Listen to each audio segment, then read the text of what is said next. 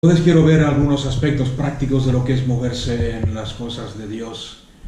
Y esto lo que vamos a empezar a ver, porque vamos a tomar varias semanas, según Dios nos mande, tiene que ver, aunque yo lo voy a enfocar al principio, lo voy a enfocar en lo que es la profecía.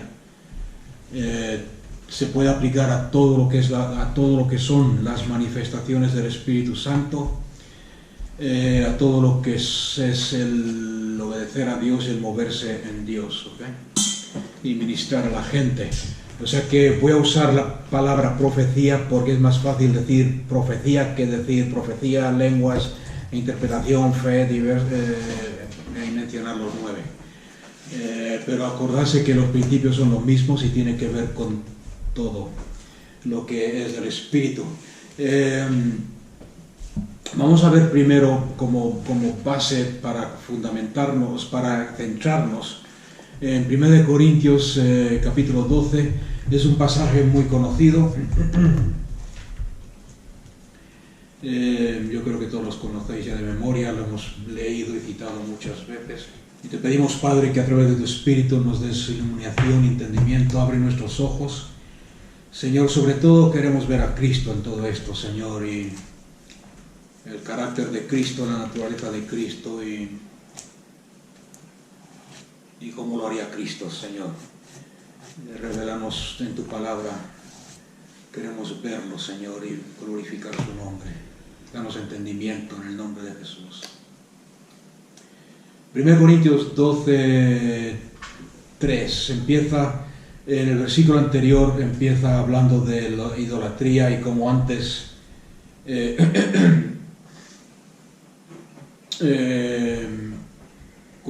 el apóstol Pablo le está diciendo a los creyentes, antes hacíais caso de los ídolos que eran mudos y que no hablaban ni os podían guiar de ninguna forma, pero quiero ahora enseñaros, dice, algo que es real, un Dios que contesta, un Dios que os usa, un Dios que quiere manifestarse a través de vosotros. Y el versículo 1, 1 Corintios 12, 1 dice, ahora hermanos, no quiero que ignoréis acerca de las cosas del Espíritu. En vuestras Biblias es posible que tengáis, en vez de cosas, ponga acerca de los dones del Espíritu. En el griego original la palabra es neumáticos, acerca de los neumáticos del Espíritu, que quiere decir las cosas del Espíritu, todo lo que concierne al Espíritu. Es por eso que he dicho antes que, aunque use la profecía como ejemplo, se puede aplicar. Puede ser preparar un estudio bíblico, hablarle a alguien de Cristo, dar tu testimonio, moverse en lo sobrenatural de Dios. En el versículo 3 nos empieza a mencionar estas cosas.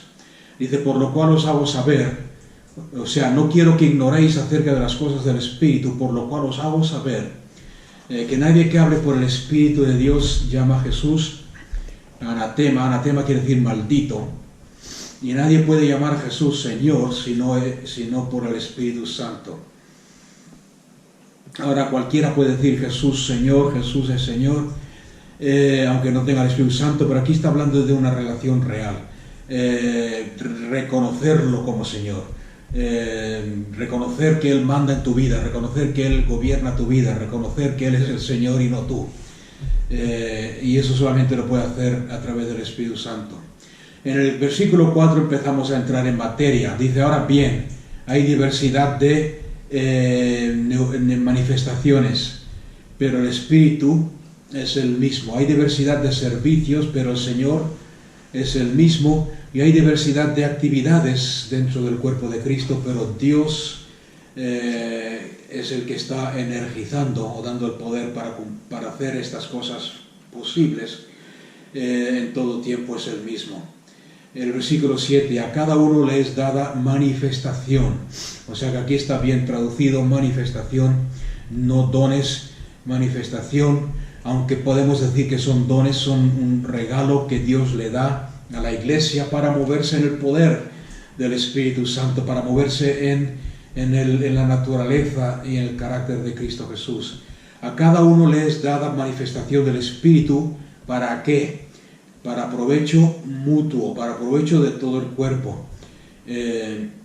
porque a uno por el Espíritu le es dada palabra de sabiduría, a otro palabra de conocimiento por el mismo Espíritu, a otro fe por el mismo Espíritu, a otro dones de sanidades, y fijarse que está en plural, es la única manifestación que está en plural, dones de sanidades, porque hay diferentes manifestaciones de sanidades según la situación, según la raíz del problema, según el problema.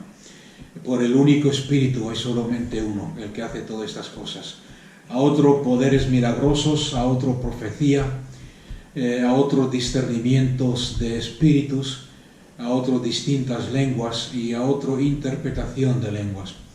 Pero todas estas cosas las hace el único y el mismo Espíritu, repartiendo en particular a cada uno como Él quiere.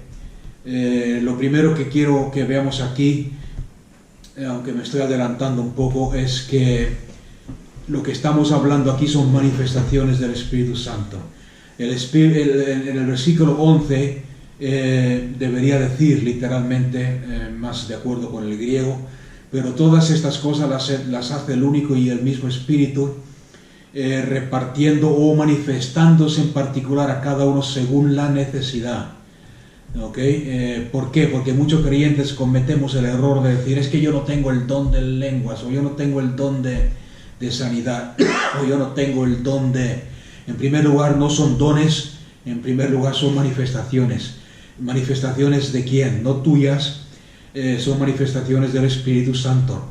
O sea que es el Espíritu Santo el que se manifiesta a través de ti, según la necesidad, según las circunstancias en las cuales te encuentres, según el momento, a través, usando la manifestación más adecuada para ese momento y esa situación. ¿Okay?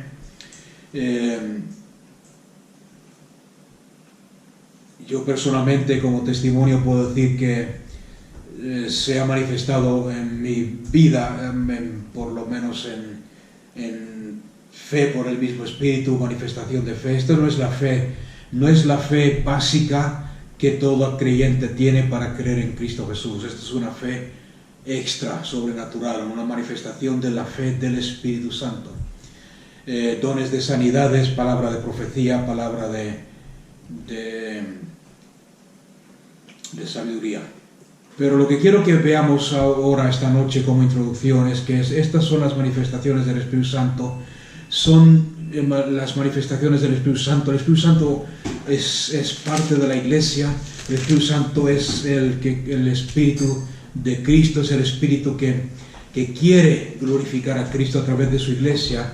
Sin embargo, os habréis dado cuenta, sobre todo los que lleváis tiempo en el Evangelio, de que muchos creyentes y muchas iglesias no aceptan estas manifestaciones libremente, no tienen problemas con moverse en ellas o aceptarlas o vivir la realidad de las manifestaciones por miedo, por temor, por muchas cosas.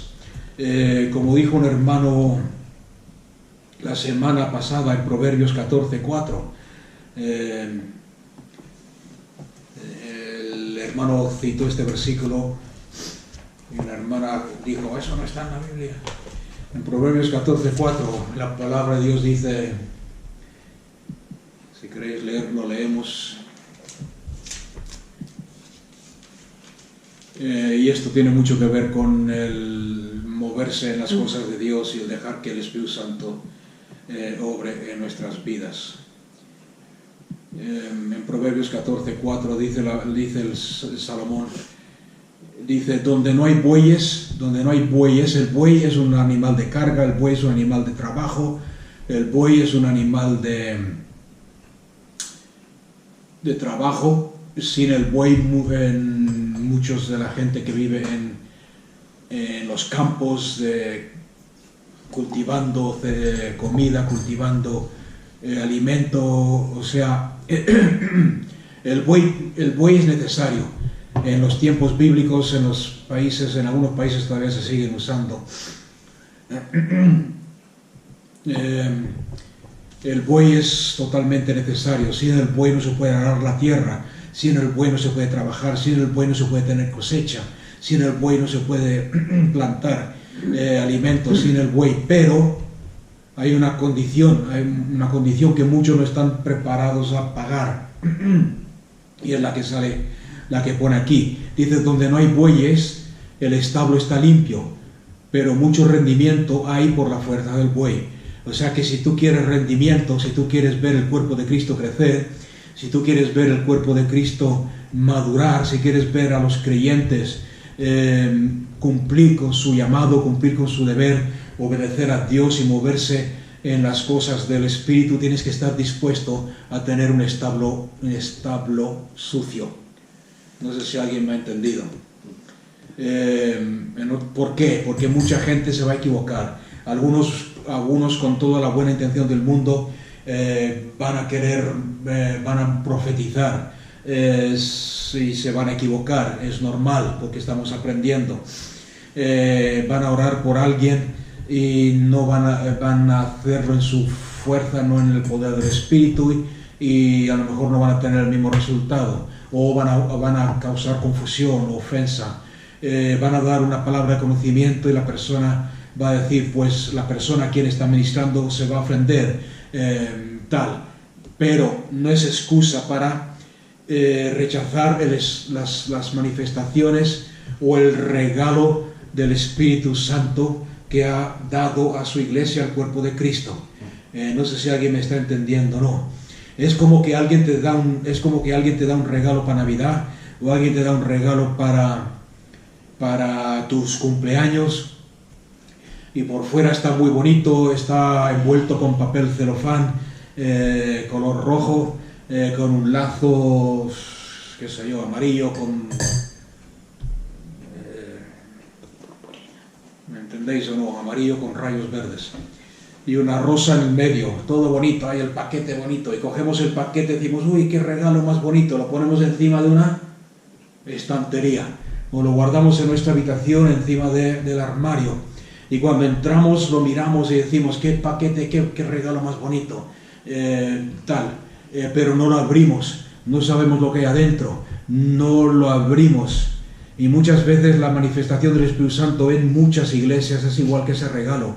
Hablamos de ello, decimos, mira qué cosas más bonitas el Espíritu Santo nos ha dado la habilidad de hablar en lengua, nos ha dado la habilidad de orar por los enfermos, nos ha dado la habilidad de dar palabra de profecía, de dar palabra de conocimiento, nos ha dado la habilidad de bendecir, como hemos visto antes, es para la bendición mutua, de bendecir a los demás.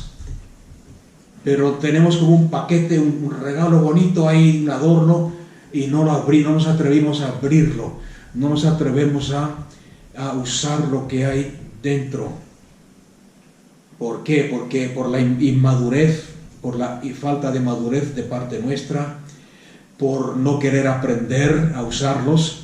Yo sé que hay muchos creyentes que dicen, si son del Espíritu Santo, no tenemos por qué aprender a usarlos, porque el Espíritu Santo es Dios y se manifiesta como quiere y Él sabe lo que hace. Sin embargo, hemos visto bien claro, sin seguir más adelante, ahí en 1 Corintios capítulo 12, hemos visto bien claro que el apóstol Pablo empieza diciendo, hermanos, no quiero que ignoréis acerca de las cosas del Espíritu. ¿Y qué hace?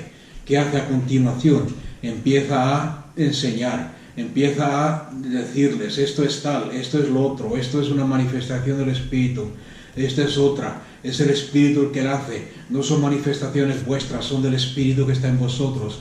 Y empieza a enseñar. ¿Por qué? Porque no quiere que estemos ignorantes. O sea que eso es el primer punto que tenemos que tener claro. Lo quieres. De hecho, el apóstol Pablo al final del capítulo 12 y al principio del capítulo 14, que son los 3 capítulos que hablan de estas manifestaciones, 1 Corintios 12, 1 Corintios 13 y 1 Corintios 14, termina el 12 y empieza el 14 diciendo, mas yo, hermanos, os ruego que deseáis los dones mejores, sobre todo que profeticéis. O sea que es algo que tenemos que desear, es algo que tenemos que buscar, es algo que tenemos que desear, el que el Espíritu Santo se mueva, y se manifieste a través de nosotros. Entonces esta noche la primera pregunta que nos hacemos es: ¿tú deseas moverte en esto? ¿Deseas que el Espíritu Santo se manifieste a través de ti? Si la respuesta tuya es sí, entonces vamos a empezar a estudiar y ver el por qué y cómo. Vemos que Dios usa estas manifestaciones para edificar, para consolar, para animar, para proteger, para restaurar. Y esa palabra restaurar, vamos en las próximas semanas a hablar mucho de esto. Así que recordar esta palabra, restauración, para proveer, para revelar su gloria a su pueblo. Y no solamente a su pueblo, porque las manifestaciones no se limitan a su pueblo, sino también a la gente a quien Él ama y dio su vida en la cruz del Calvario por ellas, la gente que no lo conocen aún. Entonces, en otras palabras, todas estas manifestaciones, todos estos regalos que Dios le da a su iglesia no son para tenerlos de adorno, no son como joyas bonitas que para qué sé yo, pavonearnos de ellas, ni decirle a otros: mira lo que tengo, mira lo que no tengo, mira lo que hay, sino que son para el beneficio del cuerpo de Cristo, para glorificar a Dios. Son manifestaciones que necesitamos, y hoy más que nunca las necesitamos para sobrevivir en el mundo en el cual estamos viviendo. Amén. Entonces no limitemos la manifestación del Espíritu Santo a una enseñanza teórica, a una enseñanza de doctrina, sino deseémoslas, pidámosela a Dios. Espíritu Santo, estoy a tu disposición, úsame, muévete en mí, Señor, manifiéstate, quiero ser de bendición.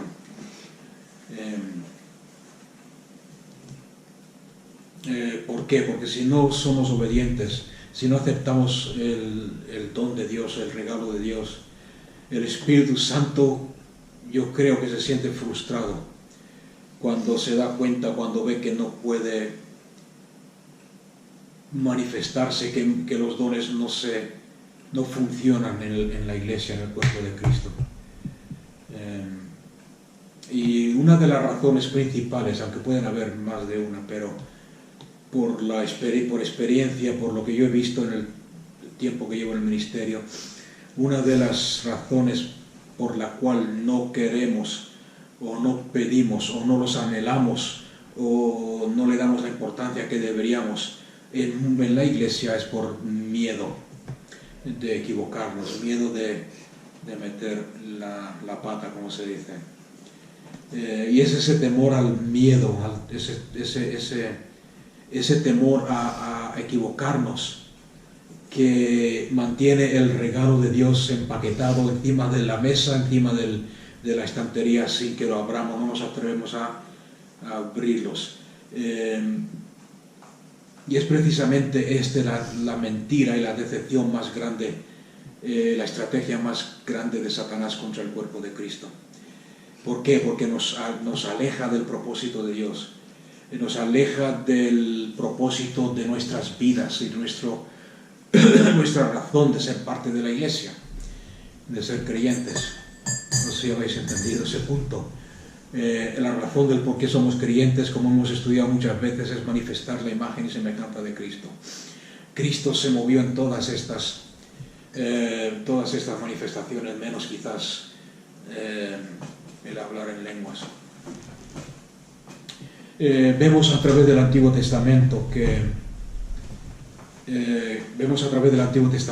que la falta de manifestaciones del Espíritu Santo, o la falta de profecía, sobre todo en el pueblo de Israel, siempre era una señal de que había algo mal en los corazones del pueblo.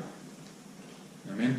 La falta de profecía en el pueblo de Israel era siempre, en el antiguo pacto, sobre todo una señal de que había algo mal en el corazón del pueblo. Vamos a ver algunos versículos si queréis apuntarlos. 1 Samuel 3:1. Llevo un par de semanas leyendo Samuel y es increíble la revelación de Cristo y del Espíritu que pues se encuentra ahí. 1 Samuel 3:1 dice, cuando Samuel era un niño pequeño aún, y tiene su primer encuentro con Dios. No sé si os acordáis de la historia. A lo mejor cuando ibais a la escuela dominical lo habéis escuchado. Que Samuel está acostado, precisamente dormía al pie del arca, y escuchó una voz que decía, Samuel, Samuel, Samuel. Y él se levanta y va corriendo a Elí. Elí era el profeta, el sacerdote.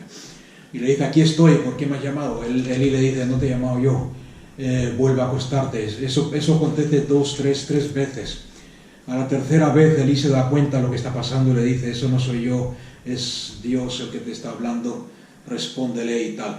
Pero lo que quiero que os veáis, el versículo 1 del capítulo 3, dice que en esos tiempos la palabra del Señor escaseaba en el pueblo de Dios y no había muchas visiones. ¿Y por qué escaseaba? Si habéis leído la historia, si habéis leído el contexto de 1 Samuel, veréis que Elí era el sumo sacerdote, tenía 2 hijos que ministraban en la iglesia, recibían los sacrificios del pueblo, pero la cosa es que vivían en pecado. Y Elí estaba ciego. Cuando la Biblia nos habla de ciego en el Antiguo Pacto, normalmente se refiere aparte de que era ciego físicamente, a la ceguera espiritual. Los 2 hijos de Elí, que eran sacerdotes encargados de ofrecer los sacrificios a Dios, se robaban el sacrificio, se lo guardaban ellos. Por ejemplo, en la ley sacerdotal, la ley de los levitas, el pueblo tenía que venir y ofrecer el sacrificio a Dios. Lo echaban, había un sacrificio que era quemado, había otro sacrificio que era hervido con agua hervida, y el sacerdote de esa sopa, de ese hervido, podía coger trozos de carne para comer él y su familia, ¿okay? Pero lo que hacían los hijos de Elí es que cogían un tenedor grande con 4 puntas en vez de 2 y cogían lo mejor de la carne y encima se quejaban porque no le gustaba la carne hervida. Entonces le decían, antes de echarlo a la olla, nos traéis lo mejor a nosotros, la carne cruda, porque les gustaba más a la parrilla. Se quedaban con la mejor carne, que tenían que dársela a Dios, ¿me entendéis o no? Ese era un pecado. El otro pecado es que se acostaban con las mujeres que venían al culto en la entrada de la iglesia, o sea, cuando las mujeres venían a ofrecer sus sacrificios, ellos se aprovechaban y tal. Había pecado. Entonces, por causa del pecado, el resultado es que escaseaba la palabra de Dios. En el Salmo 74, versículo 9,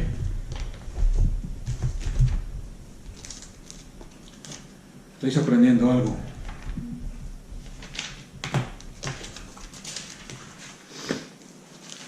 La presencia de Dios tampoco la apreciaban mucho, despreciaban el arca, etc. En el Salmo 74, aquí está hablando a Asaf y dice, es una canción, es un salmo de Asaf, un adorador, un salmista. Y si veis la introducción a este salmo, veréis que era una canción, un masquil, quejándose a Dios: Señor, ¿por qué nos has desechado? ¿Por qué te has apartado de nosotros? Etcétera. Y en el versículo 9, o sea que la presencia de Dios no estaba, escaseaba. En el versículo 9, este salmista dice: no vemos ya ninguna señal de parte tuya, ningún milagro, ninguna señal. No hay profeta entre nosotros, no hay entre nosotros quien sepa que nos pueda decir hasta cuándo va a durar esto o qué tenemos que hacer para que tu presencia para que tú vuelvas a restaurarnos. no habían milagros y no había Profeta. profeta. Y otra vez, si veis el Salmo entero o si vais a Crónicas y estudiáis la historia de este tiempo, de cuando Asaf vivió, veréis el porqué. En el libro de Amós es uno de los profetas menores. Vemos otro ejemplo más y lo dejamos con esto, pero hay muchos. Lo que quiero que veáis es que la profecía escaseaba cuando el corazón del pueblo no estaba en orden delante de Dios, había pecado. En Amós 8, versículo 11 y 12, Amós es un profeta menor. Si no lo encontráis en vuestra Biblia, está después de Joel.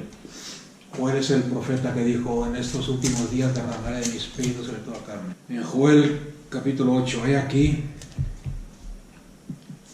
11 y 12, he aquí vienen días, dice Adonai, el Señor, en los cuales enviaré hambre sobre la tierra. ¿Qué tipo de hambre? Y dice, no hambre de panes ni sed de agua, sino hambre de oír las palabras de Jehová. E irán errantes de mar en mar, irán de mar en mar, desde un país a otro, desde una ciudad a otra, del norte al oriente, vagarán buscando palabra profética de Yahvé, pero no la encontrarán. Ok, no sé si eso suena un poco. Estamos en Amós 8, 11 y 12. Okay, o sea que ahí tenemos tres ejemplos de cómo la profecía escaseaba siempre cuando había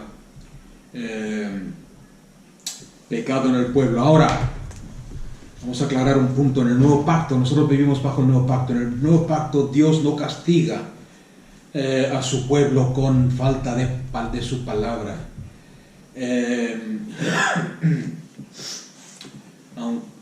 Con falta de su palabra. Sin embargo, ha derramado su espíritu sobre toda carne y quiere manifestarse a través de sus hijos, de su iglesia.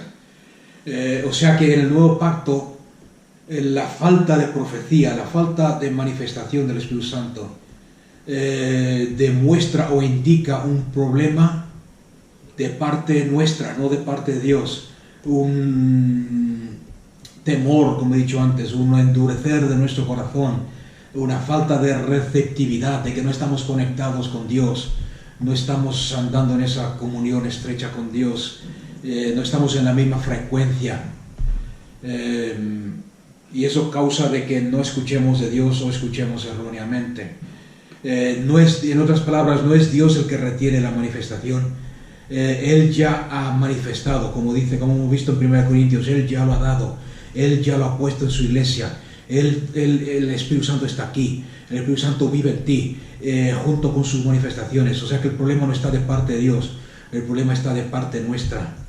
En otras palabras, si no estamos viviendo las manifestaciones del Espíritu, es porque hemos escogido por X razón, por miedo, por temor, por falta de conocimiento, el no movernos en estas cosas. Amén, me estáis entendiendo, ¿no?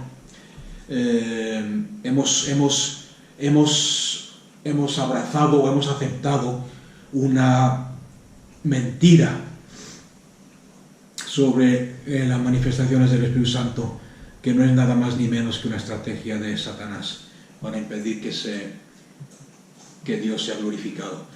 Un ejemplo de lo que estoy diciendo: decepción, mentiras. Por ejemplo, ¿cuántas veces has escuchado de que la profecía y las manifestaciones no son para nosotros hoy?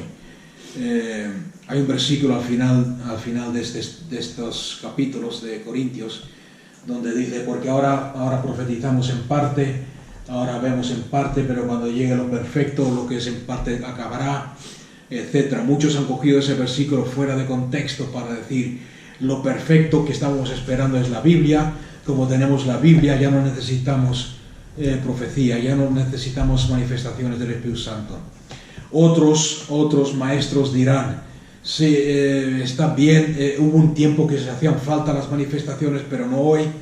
Hoy hay que tener cuidado porque Satanás engaña, Satanás aprovecha para engañarnos, etcétera, etcétera. Otra mentira. Satanás puede imitar Satanás es un imitador, no puede crear nada, pero imita las cosas que son de Dios. Pero Dios nos ha dado la sabiduría suficiente, creo yo, sobre todo si estás, como vamos a ver en un momento, si estás leyendo la palabra y meditando en la palabra constantemente para no ser engañado por Satanás.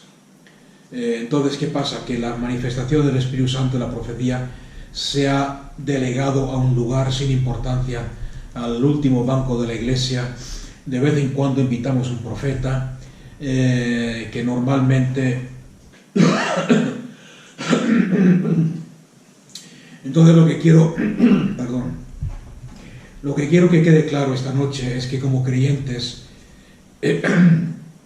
no podemos darnos el lujo de vivir sin las manifestaciones del Espíritu Santo. Es por eso que tenemos que anhelarlos, buscarlos, pedirle a Dios que nos use. Y lo que sí estoy viendo claro, en cuanto al engaño y la artimaña de Satanás es que mientras más nos acercamos a la manifestación de los hijos de Dios, mientras más nos acercamos a la gloria de Dios, mientras más nos acercamos a ese gran glorioso día del Señor, cuando Él se manifieste como el Rey de Reyes, me estoy dando cuenta de que en los profetas verdaderos hay más integridad y más responsabilidad. Cuando hablo de responsabilidad, hablo de responder por lo que están hablando, lo que están profetizando, lo que está manifestándose. No sé si alguien puede confirmar eso o no, pero me he dado cuenta que muchos profetas maduros, porque hay de todo en el campo, en la viña del Señor, pero muchos profetas mayores, muchos profetas maduros buscan a alguien que cuando profetizan son los que le dicen sí, o ten cuidado con esto, o ten cuidado con lo que dices, o dilo de esta otra forma,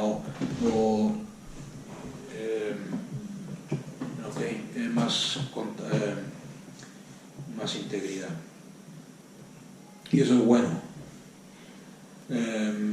Dios le da mucho valor a la profecía, le da mucha importancia y valor a comunicarse con su pueblo, a que su pueblo lo entienda, lo comprenda y escuche y reciba de él, tanto creyentes como no creyentes. ¿Por qué? Porque como dice la palabra de Dios, las manifestaciones en la profecía es para animarnos, para estimularnos a tomar pasos de fe, estimularnos a actuar en obediencia a Dios, para dirigirnos, para consolarnos, incluso para avivar y despertar las manifestaciones y los dones de ministerio que Dios ha puesto en nuestras vidas. Confirmar lo que nos está hablando. Estamos viviendo en tiempos difíciles cuando hay muchos mensajes, se están predicando muchos mensajes cruzados a veces, mensajes cruzados, y tenemos que depender del Espíritu Santo para que nos revele y se manifieste a través de nosotros y sepamos qué es lo que Dios realmente está hablando. ¿Está hablando Dios de su segunda venida, del rapto de la iglesia, o está hablándonos el Espíritu Santo acerca de la manifestación de los hijos de Dios? ¿Está hablándonos Dios acerca de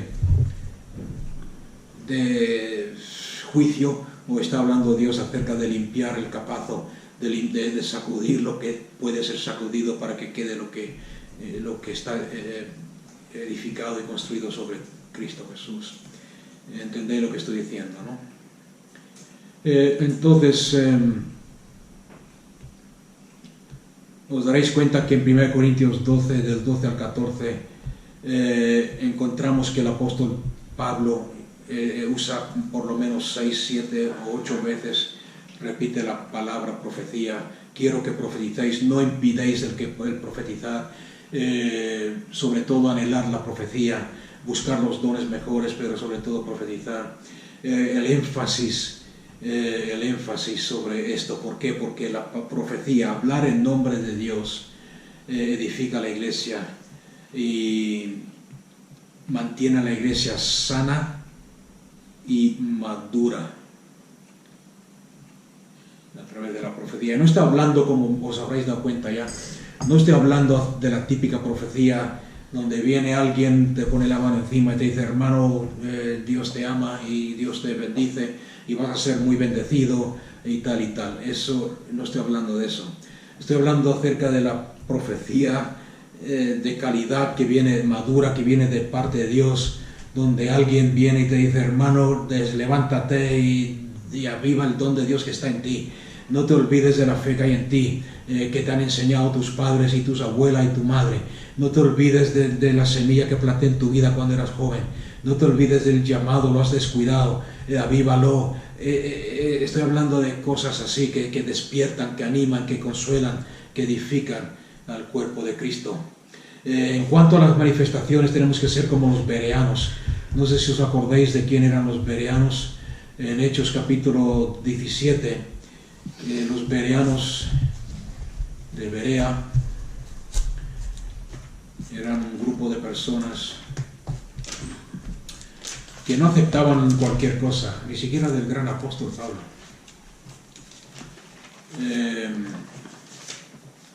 Dice la palabra de Dios, pero estos eran de mente más abierta que los otros judíos, y recibieron la palabra con buena disposición, examinando cada día las escrituras para ver si estas cosas que Pablo hablaba eran así. Y es lo que tenemos que hacer con la enseñanza sobre la manifestación del Espíritu Santo. Con todo lo que os he dicho desde el principio que empezamos estos estudios, no aceptar todo lo que digo sin ir a la palabra, compararlo con la palabra, orar y decirle, Espíritu Santo, lo que dice este hombre es verdad o no.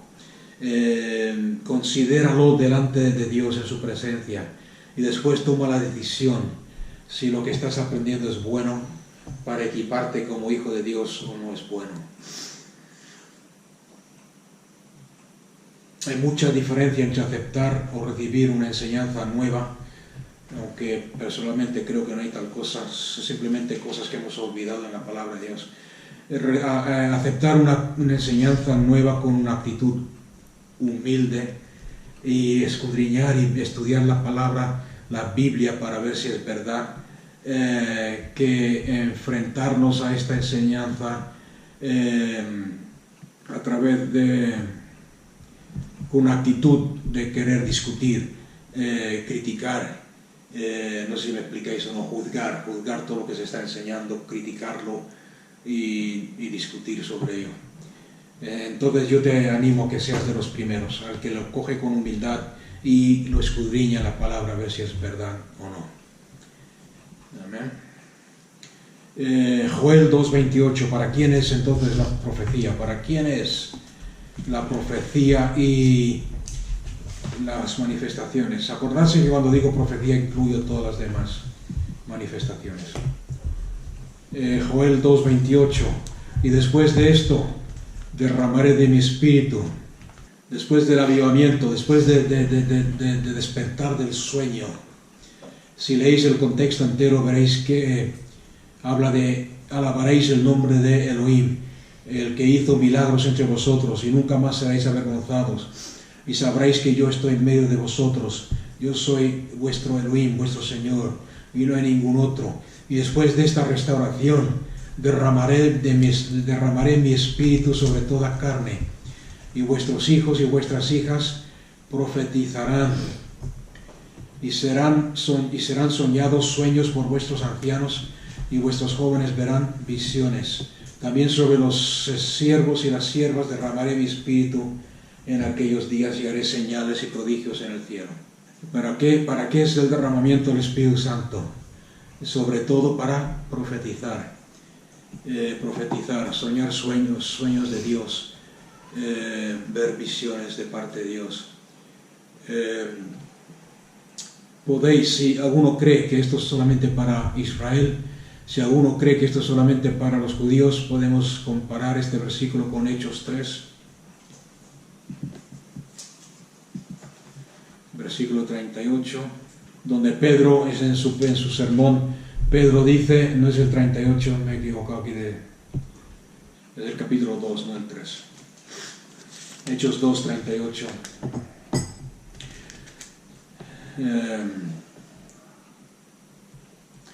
La gente, después de escuchar a Pedro predicar, la gente le pregunta: ¿qué haremos? ¿Qué hacemos?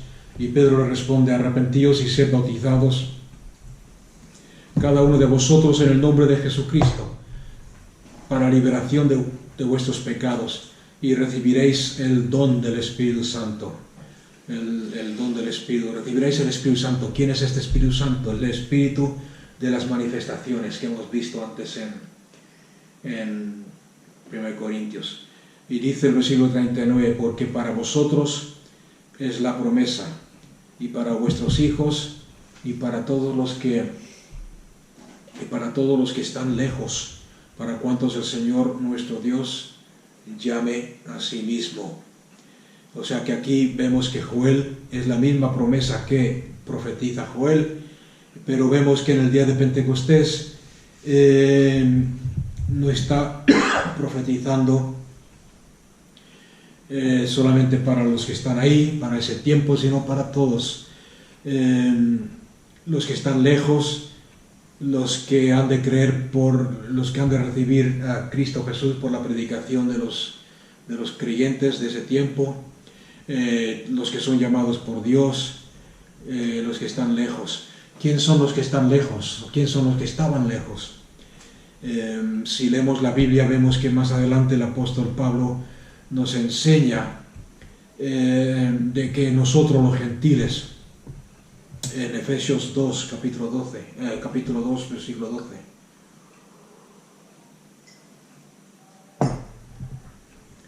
El apóstol Pablo está enseñando y dice: recordad que en ese tiempo vosotros estabais separados de Cristo, excluidos de la ciudadanía de Israel, extranjeros a los pactos y a las promesas, sin esperanza y sin Dios en el mundo. Pero ahora en Cristo Jesús, los que estabais lejos, tú y yo, hemos sido acercados por la sangre de Cristo Jesús. O sea que más claro no puedo decirlo. Eres tú, y esta promesa es para ti, y el Espíritu Santo es para ti, y las manifestaciones del Espíritu Santo son para ti. Y todos estamos invitados a movernos en esto y a obedecer a Dios y a desearlos, y no permitir que Satanás nos robe de estas cosas. Acordarse que mientras tú y yo, o la iglesia de Cristo Jesús, mejor dicho, estamos viviendo en temor de ser usados por Dios, viviendo en temor de manifestar las manifestaciones del Espíritu, viviendo en temor de equivocarnos, no queriendo atrevernos a que el Espíritu Santo se manifieste. Mientras estamos en esa actitud, la nueva era, Satanás a través de la nueva era, Satanás a través de las filosofías modernas que se están moviendo en la política y en el mundo hoy en día, las enseñanzas y las prácticas de espiritistas y de la nueva era están creciendo. Manifestaciones de todo tipo, manifestaciones de mal, manifestaciones de confusión, manifestaciones de corrupción, mientras que nosotros que tenemos las manifestaciones de espíritu verdaderas, las consideramos peligrosas y no queremos movernos en ellas por temor. ¿Entendéis lo que estoy diciendo? Y las manifestaciones pertenecen a la iglesia, y aunque vuelvo a repetir, Satanás es capaz de imitarlas para engañar a la gente que está en las tinieblas, también, además de imitarlas, quiere robar a la iglesia, robarle el beneficio, la bendición y de darle la gloria a Dios, de manifestar a Cristo y de que Dios se deje ver a través del cuerpo de Cristo. O sea que tenemos que usar estas cosas para la gloria de Dios. Hemos visto en 1 Corintios 12:1, el apóstol Pablo dice: no quiero, iglesia, que seáis ignorantes, o que estéis en ignorante o no informados acerca de las cosas del Espíritu. La mejor forma de evitar el ser ignorantes o el estar confundidos, ¿cuál es? El ser enseñado. Es por eso que el Espíritu Santo, es por eso que Dios quiere que aprendamos. a usarlos, aprendamos cómo son, qué son y para qué son y cómo movernos en ellos, discernirlos para no usarlos equivocadamente, usarlos para bendecir a los demás en amor, porque como dice 1 Corintios 13, todas estas manifestaciones, todas estas obras del Espíritu Santo son para el provecho común de todos y deben manifestarse en nuestras vidas, y nosotros somos responsables de que se manifiesten en amor. Amén. Entonces, la respuesta a cualquier peligro potencial de equivocarnos o de, como dicen muchos, de que Satanás nos use, no es el evitarlos, no es el escondernos de ellos, no es el ignorarlos, sino el escudriñar la Biblia y aprender qué es lo que Dios nos dice acerca de ellos y cómo usarlos. Amén. La primera cosa, entonces, el primer paso para moverse de una forma saludable, de una forma edificante, de una forma segura en las manifestaciones del Espíritu Santo, es tener un estándar por el cual se midan todas estas manifestaciones. Y el único estándar o medida que Dios nos ha dado y nos ha dejado siempre es y siempre será la palabra de Dios. En otras palabras, toda manifestación del Espíritu Santo tiene que ser medida en la balanza o en la escala o en el estándar de la palabra de Dios. La palabra de Dios es la palabra de Dios, inspirada por Dios, es la autoridad final, es sobre cualquier tema que nos enfrentemos en la vida. Ahora, la cosa es que como ha sido traducida a través de los años de un idioma a otro, de una versión a otra, nuestra responsabilidad es estudiarla seriamente, no leerla así por encima, estudiarla seriamente, como he dicho siempre, leyendo el contexto. No cojas versículos fuera de contexto. Siempre pensar en lo que Cristo Jesús quiso decir al principio, a quién va dirigida, a quién está hablando, qué es lo que Jesús quiso enseñar, qué es lo que Dios quiso enseñarnos. Siempre leer el contexto, no sacar versículos fuera de contexto. Y cuando hablo de las Escrituras, estoy hablando del Antiguo Pacto y del Nuevo, del Antiguo Testamento, que se conoce como el Antiguo Testamento, y el Nuevo, que es la Biblia. Es la autoridad final con la cual debemos juzgar todo lo demás. Y si nuestra opinión personal, si nuestro punto de vista, nuestra opinión difiere de lo que dice la Biblia, somos nosotros los que tenemos que cambiar nuestra opinión y hacer cambios en nuestra vida, en nuestra forma de pensar, no cambiar la Biblia para que se adapte y se ajuste a nuestra creencia y a nuestra opinión. Amén, ¿está claro ese punto? O sea que si por años hemos creído cierta cosa y la hemos tenido clara, entre comillas, y hemos dicho, sí, esto es tal, y leemos en la Biblia que dice algo diferente o algo contrario, tenemos que ser lo suficientemente maduros para cambiar nosotros nuestra opinión, no adaptar la Biblia. Es muy fácil si yo tengo una opinión sobre algún tema, si yo tengo un punto de vista sobre alguna doctrina, es muy fácil, sobre todo aquellos que conocemos la Biblia, muy fácil coger la Biblia, sacar versículos fuera de contexto y adaptar la Biblia a nuestra creencia. Pero el problema con eso es que vamos a vivir engañados toda la vida. Entonces somos nosotros los que tenemos que ajustar nuestra forma de pensar a lo que dice la palabra de Dios, con una actitud, un corazón enseñable, moldeable, dispuestos a obedecer a Dios y dejar que Dios nos hable. Como dice Romanos 3:4,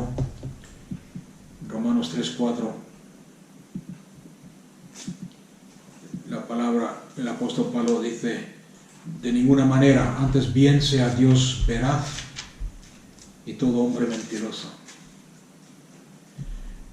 Como está escrito, para que seas reconocido justo en tus palabras y triunfes cuando tú juzgues.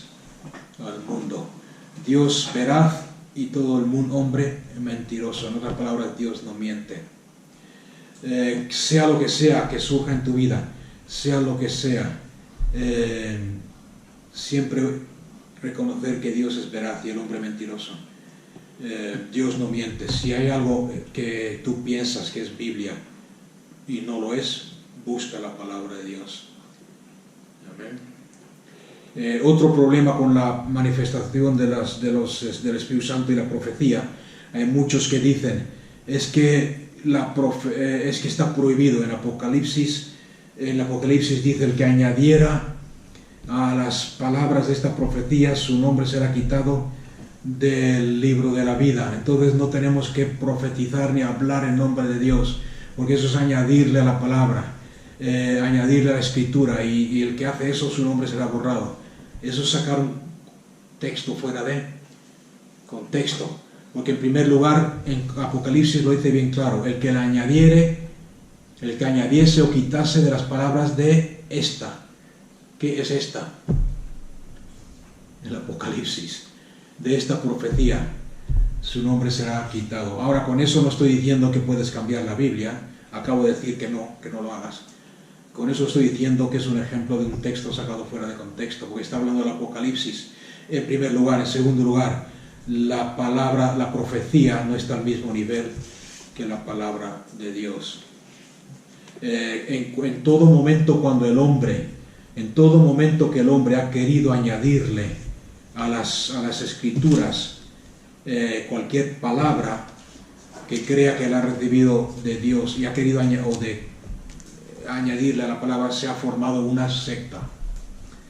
Amén, no sé si me entendéis o no. Se ha formado una secta. La profecía en el cuerpo de Cristo, sobre todo, es escuchar de Dios y traer un mensaje de parte de Dios para una persona, para un grupo, para una asamblea, siempre juzgada por los que escuchan y con la palabra de Dios, siempre probada. Y si no está de acuerdo con la palabra de Dios, y fijarse bien lo que estoy diciendo, si no está de acuerdo con la palabra de Dios, en ningún momento he dicho si no está de acuerdo con tu doctrina.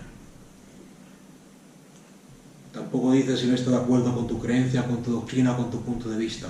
Si no está de acuerdo con la palabra de Dios, entonces puede ser rechazada. Pero si está de acuerdo con la palabra de Dios, tienes que aceptarla humildemente, decir: sí, Señor, gracias, amén, nos estás hablando, me estás hablando. Ninguna profecía está fuera del juicio o de la lupa de la palabra de Dios.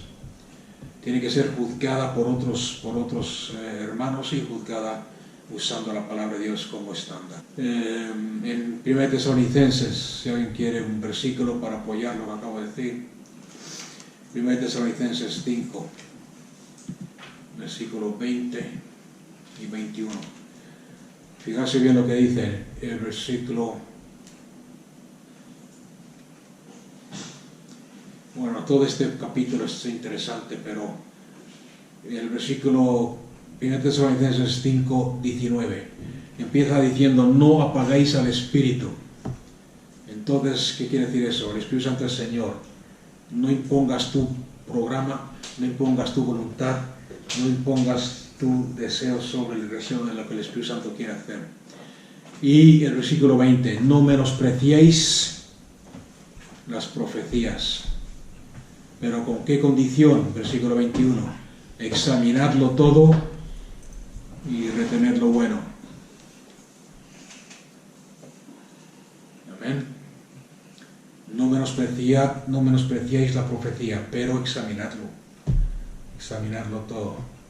Hay algunos grupos que se mueven bastante en la profecía, que ven mal al juzgar la profecía, porque creen que si es Dios el que está hablando a través de esa persona, no deberíamos juzgar la profecía. La Biblia nos dice todo lo contrario. ¿Por qué?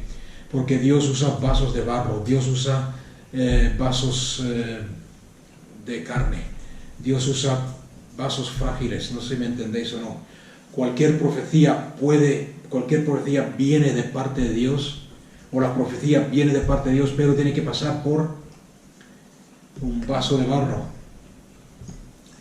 Y si el profeta, si el vaso de barro no es maduro, a veces le añadimos algo que Dios no nos ha dado, o queremos explicar lo que Dios está tratando de decir, o ¿me entendéis lo que estoy diciendo, no? O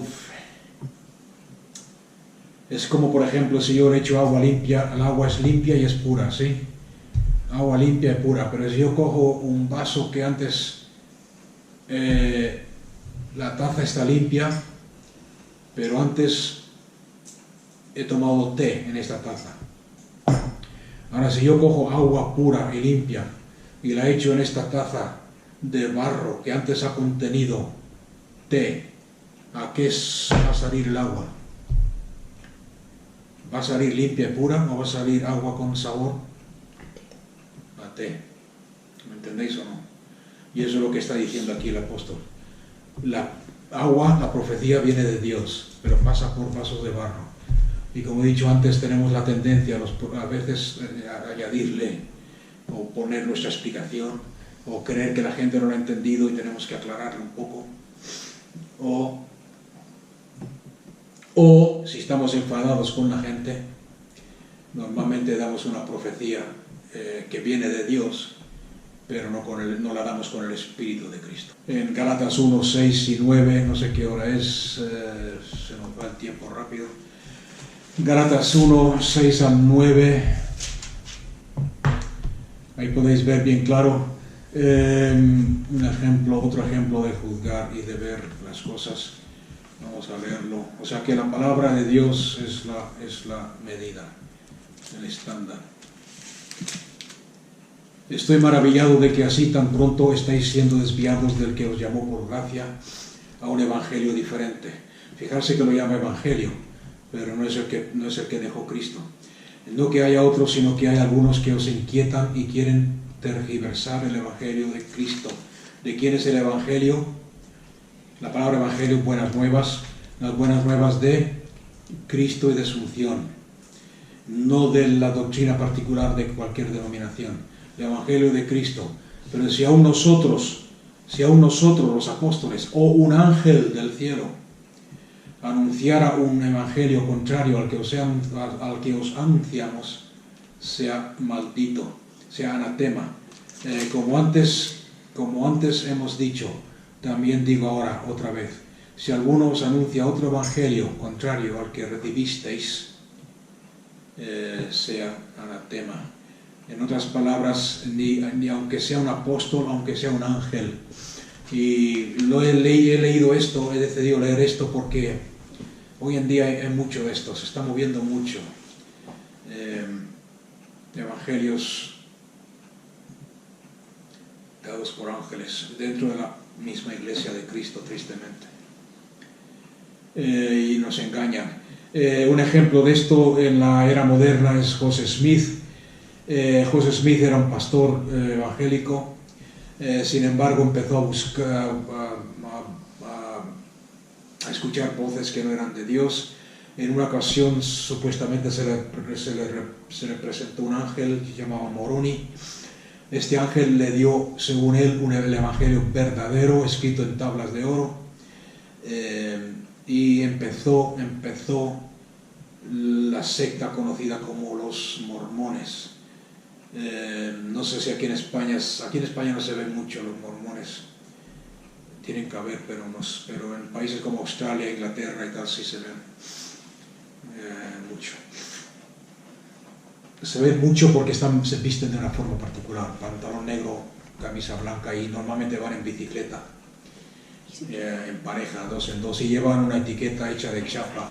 En otras palabras, no se puede. ¿Qué quiero decir con esto? Que no puedes basar tu fe ni tu doctrina en experiencias solamente. Ahora, no estoy diciendo que las experiencias sean malas, no estoy diciendo que las experiencias no sean buenas.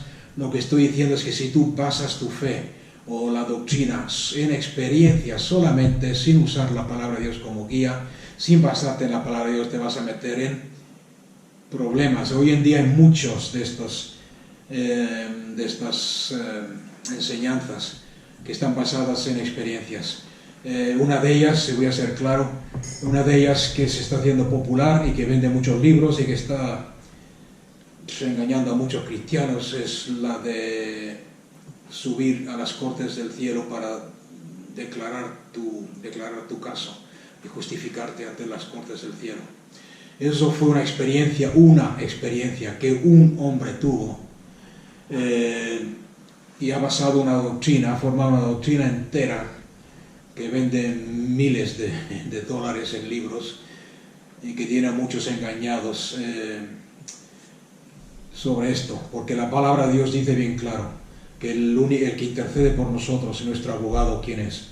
El único intercesor, el único que defiende nuestra causa es Cristo Jesús. Y la última vez que yo leí la Biblia, nuestra causa es que somos la justicia de Dios en Cristo Jesús, y que Él ya nos ha bendecido, y que si hay algún problema en nuestra vida, si hay alguna oración que no está siendo respondida como nosotros creemos que tiene que ser respondida, tenemos que examinarnos y examinar la palabra y ver por qué, en vez de buscar experiencias.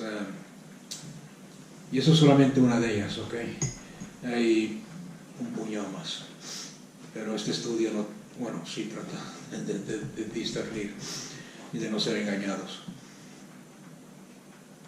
Tampoco, aquí habla de ángeles, pero también incluye a los apóstoles. ¿Qué quiere decir eso? Que no nos dejemos engañar por cualquiera, con lo carismático que sea. Puede ser el más carismático del mundo, puede que sea un youtuber famoso, puede que tenga un canal de televisión, un canal en el internet, puede que tenga miles de seguidores. No quiere decir nada. Ver la palabra, lo que está enseñando está en la palabra, lo que está enseñando, su vida sobre todo, su vida, su testimonio están de acuerdo con la palabra, su vida, su testimonio están de acuerdo con la naturaleza y el carácter de Cristo que se supone que está en él. Y no estoy hablando aquí de perfección, porque perfectos no somos ninguno, pero sí estoy hablando de ciertas actitudes de nuestro carácter, de nuestro comportamiento. Amén. ¿Os ha gustado esa o no? Fuera de las Escrituras no hay tal cosa como nueva revelación.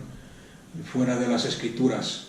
Lo que sí hay en las Escrituras, lo que muchos creen que es nueva revelación, ha estado escrito en la palabra por años y años y años. Lo que pasa es que no lo hemos visto, o lo hemos visto distorsionado por causa de la tradición y de la enseñanza que hemos recibido. Pero está todo escrito ahí. Amén. Y cuando tú coges la palabra de Dios y tienes la palabra, le das a la palabra la importancia y la autoridad que se merece, tanto en tu vida personal como en cuanto a las experiencias y las manifestaciones, entonces va a ser muy difícil que Satanás te engañe. Va a ser muy difícil que caigas de la verdad. Cualquier revelación fuera de la palabra produce secta. Entonces la palabra de Dios es nuestra ancla, que nos mantiene firmes a la verdad en medio de la confusión que hay en el mundo, en medio de las enseñanzas, tanto fuera como dentro de la iglesia. Las experiencias siempre son subjetivas, que quiere decir que pueden cambiar, mientras que la palabra de Dios es objetiva, es firme, está establecida en los cielos y nunca pasará, aunque pase el cielo y la tierra. Y debería ser nuestro único fundamento. Y como he dicho antes, no quiere decir que el tener una experiencia sea malo. No lo es. Pero prueba su validez con la palabra de Dios. Incluso cuando acontezcan, no sé si alguno ha vivido algún mover de Dios en el pasado, de los que me estáis escuchando, ¿no? Incluso cuando haya alguna manifestación que a ti te parezca rara y extraña,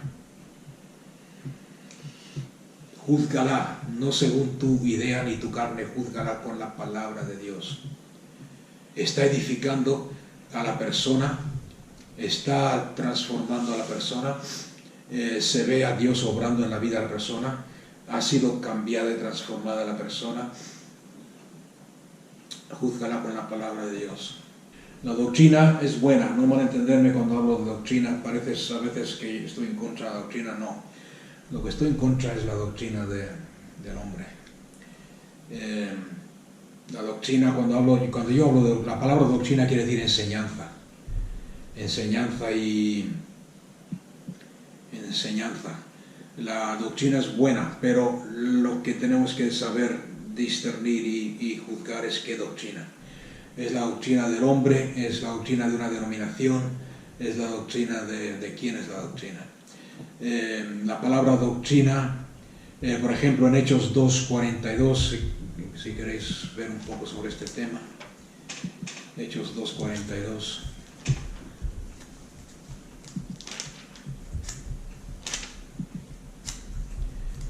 Dice el apóstol,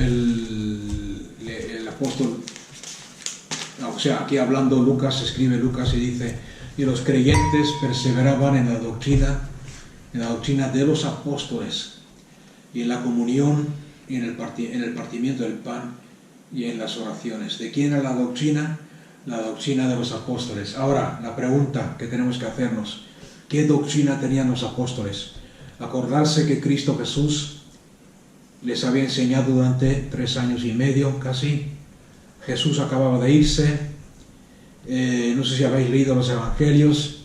Hasta el momento en que Jesús se fue al cielo, los apóstoles seguían creyendo que Jesús iba a derrotar al imperio romano, iba a reinar aquí en la tierra.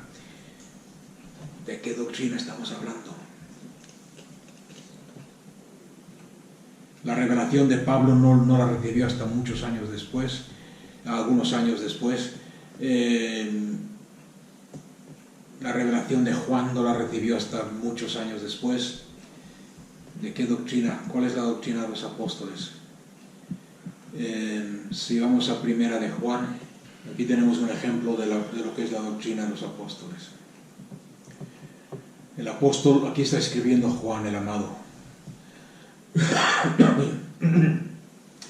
Lo que era desde un principio, lo que hemos oído, lo que hemos visto, lo que hemos oído nosotros, los apóstoles, los discípulos, lo que hemos visto con nuestros ojos. ¿A quién vieron con los ojos? ¿Qué vieron con los ojos? ¿Qué vio Juan? Juan vio a un Cristo que tenía compasión de los pecadores, vio a un Cristo que hacía milagros y sanaba a los enfermos, vio a un Cristo que perdonaba al pecador, que no tomaba en cuenta el pecado del hombre, vio a un Cristo transformado cuando se transfiguró en el monte de la transfiguración, un Cristo glorificado. Lo que hemos visto con nuestros ojos, lo que hemos contemplado es otra palabra para ver, lo que palparon nuestras manos. O sea que está hablando algo de aquí tangible, algo físico, algo palparon nuestras manos. ¿Acerca de quién? Del Verbo, de la vida. En el principio era el Verbo estaba con Dios, el Verbo era Dios, de Cristo Jesús. Versículo 2, porque la vida fue manifestada y la hemos visto. Vuelvo a repetir, y damos testimonio y os anunciamos, os enseñamos esto, la vida eterna, la cual estaba antes ante el Padre y nos fue manifestado. Por si acaso no lo has entendido la primera vez, lo vuelvo a repetir: lo que hemos visto y oído, eso es lo que os anunciamos, lo que os enseñamos, para que también vosotros tengáis comunión con nosotros, y nuestra comunión verdaderamente es con el Padre y con su Hijo. Y estas cosas os escribimos y os enseñamos para que nuestro gozo sea cumplido. No sé si alguien se está dando cuenta de lo que estamos leyendo aquí, pero aquí lo dice bien claro, por lo menos tomando en cuenta esto, con la palabra comunión con nosotros, el sentir el mismo gozo. Volver a Hechos 2:42.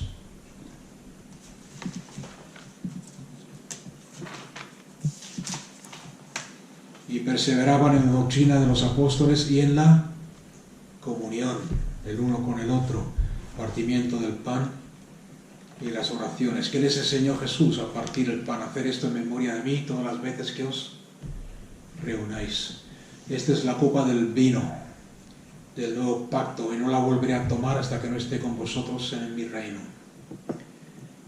¿Ok? Esta es la sana doctrina. Se habla mucho de la sana doctrina. ¿Cuál es la sana doctrina? Cristo, Cristo, Cristo. Y nada más ni menos de Cristo. La sana doctrina no es si los dones son para hoy o no. La sana doctrina no es si hay que hablar en lenguas o no. La sana doctrina no es si hay que, qué sé yo, cualquier otra cosa que se mueve por ahí. Que si hay que bautizarse primero antes de tomar parte en la Santa Cena o después. O si se puede hacer después de convertido. La sana doctrina no es que... Amén. ¿Alguien está contento con lo que acabo de decir? Y es la palabra de Dios la que te mantiene cerca de Cristo. Bien, vamos a dejarlo ahí, se nos ha ido el tiempo. Entonces la palabra de Dios toda profecía tiene que ser juzgada con la palabra de Dios y con el carácter de Cristo. Lo que esta persona está profetizando está de acuerdo con su carácter.